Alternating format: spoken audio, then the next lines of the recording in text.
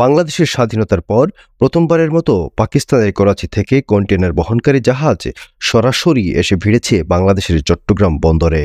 গত কয়েকদিন ধরে এ নিয়ে সামাজিক যোগাযোগ মাধ্যম ও গণমাধ্যমে অনেক তৈরি হয়েছে আগ্রহ। চট্টগ্রাম বন্দর কর্তৃপক্ষ জানিয়েছে, পণ্য খালাস হয়ে গেলে পরদিনই জাহাজটি বন্দর ত্যাগ করেছে।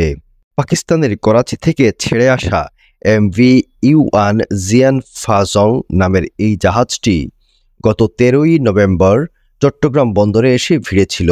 প্রশ্ন হলো, এত বছর পর বাংলাদেশে পাকিস্তান থেকে কন্টেইনার বহনকারী জাহাজ কেন এলো? কেনই বা এটি এত তাৎপর্যপূর্ণ? ওই কন্টেইনারগুলোতে কি আনা হয়েছে তা নিয়েই মানুষের কৌতূহল। বাংলাদেশের স্বাধীনতার পর বহু বছর দুই দেশের মধ্যে সরাসরি কোনো বাণিজ্য হয়নি। পরবর্তীতে বাণিজ্যিক সম্পর্ক পুনরায় স্থগিত হলেও পাকিস্তান থেকে সাধারণত সরাসরি পণ্যবাহী জাহাজ চট্টগ্রামে আসত না। সে দেশের পণ্যবাহী জাহাজ প্রথমে শ্রীলঙ্কায় কন্টেইনার খালাস করত। এরপর জাহাজ বদল করে এসব কন্টেইনার বাংলাদেশে আসত। অন্তর্বর্তী সরকার ক্ষমতায় আসার পর গত সেপ্টেম্বরে জাতিসংঘে ইউনুস ও পাকিস্তানের প্রধানমন্ত্রী শাহবাজ শরীফের মধ্যে বৈঠকের ঘোষণায়ও উল্লেখ করা হয় যে দুই দেশেই বিভিন্ন স্তরে পারস্পরিক সহযোগিতা জোরদার করেছে।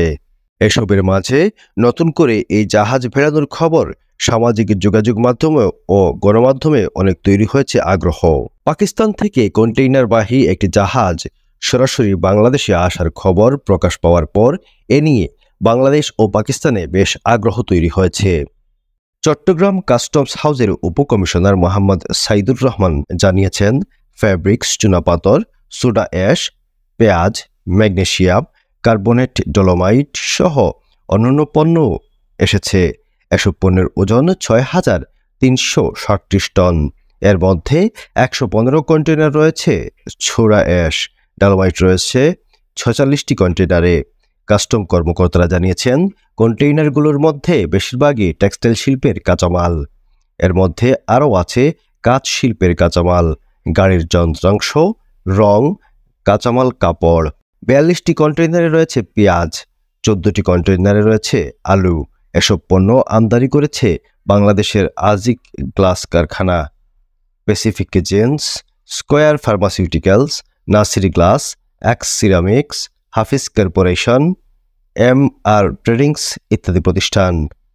মোহাম্মদ সাইদুর রহমান জানান, সবগুলো কন্টেইনার করাচি থেকে জাহাজে লোড হয়নি। কিছু কন্টেইনার দুবাই থেকে জাহাজটিতে লোড করে বাংলাদেশে আনা হয়েছে। পাকিস্তান থেকে জাহাজে লোড হয়েছে 297টি কন্টেইনার, বাকিগুলো লোড হয়েছে দুবাই থেকে। Desk news, DSM।